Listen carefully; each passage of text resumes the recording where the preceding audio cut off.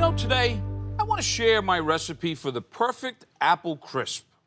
The combination of tart apples, cinnamon, and a buttery crumb topping is one of my all-time favorites. Apple season starts in the late summer, early fall, and today we're going to be using two types of apples. Granny Smith, that's these guys right here. They're known for their distinctive green flesh, but they're known for their tart flavor. Now, this is certainly an all-purpose apple that works equally well as a snack, in pies, and it makes really delicious applesauce. Now, Golden Delicious, you know who that one is. They have a golden yellow color. Now, their flavor is mellow, sweet but mellow. This is also an all-purpose, which is great for eating out of the hand, for baking. You use these for salads. Or also it makes good dishes as well, like stewed down with pork or chicken and cabbage and apples. It's great. When it starts getting cool outside and you're looking for a simple, delicious dessert, don't go any farther. This is it for you. Now, I started by peeling and coring about 6-7 apples. And what you want to be careful is letting the apple oxidize. The apple will oxidize if you let it expose to air. It starts turning brown. It starts getting a little bit nasty. A way to prevent that is by adding acidity, particularly like lemon. So we're going to add a little lemon, which is not only going to be great so that the apples don't oxidize, but they're going to be great as a flavoring punch to our apple crisp. Now, to that, we're going to add sugar, depending on how sweet you want it.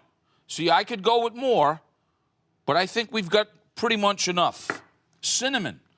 I love cinnamon, and it's also really good for you. And, of course, a little cornstarch. Now, once we have those ingredients together, in my cast iron pan, I have pre-buttered a beautiful cast iron pan. I've actually had this for a while because cast iron is such a great reactor. The heat, and you can really get it really high heat. You can do this use it on your grill. You can use it outside for vegetables, all different sort of things. It really keeps the heat.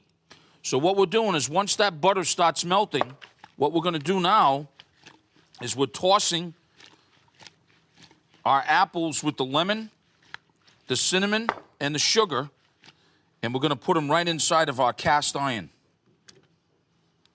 Make sure you get all the juices.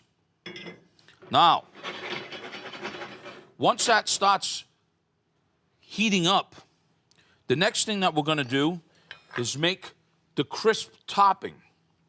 So with about 4 tablespoons of butter, and it has to be cold butter,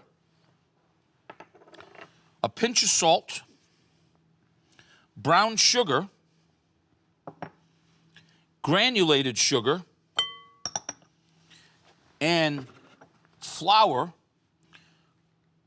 we're going to begin to start. Now, we're going to use a pastry. This is a pastry cutter that has little blades. If you don't have this, you can easily just use 2 forks, and you can get the same result. So what we're going to do now is we're going to take our pastry cutter, and we're working that butter right into the flour. And if you want, if you're a really big cinnamon fan, you can always add a little bit more cinnamon to this as well. So when you have that topping and it's all cut in, and our apples are coming up to temp, as you can see. And now what you're going to do is you're going to set your oven at 375 degrees, and you're going to bake this for about 45 to 50 minutes. Sprinkle the topping on top.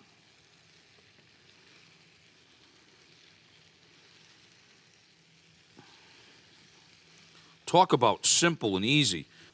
Now, we're gonna bake this in the oven, 45 to 50 minutes, and look, it looks like this, and it's just absolutely incredible to serve with ice cream, with whipped cream, right out of the skillet right there. There's nothing better than this, trust me. You'll definitely want to try it, folks. And as always, I thank you for watching. See you next time.